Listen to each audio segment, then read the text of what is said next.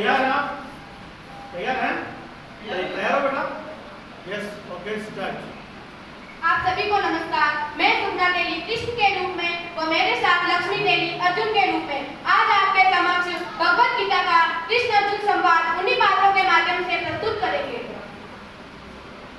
कथम विस्ममहं संख्ये द्रोणं च मधुसूदन इषुभिः प्रत्योच्छामि पूजार्हा वरिसूदन। हे मधुसूदन, मैं रणभूमि में किस प्रकार धनुष से भीष्म पितामह और द्रोणाचार्य के साथ युद्ध लड़ूंगा, क्योंकि हे हरिसूदन, वे दोनों ही मेरे पूजनीय हैं। मैं उनके साथ कैसे युद्ध लड़ सकती हूँ? हे हरिसूदन, युद्ध के पश्चात वह रहेंगे ना केशव? होना न होना ये क्या है बात?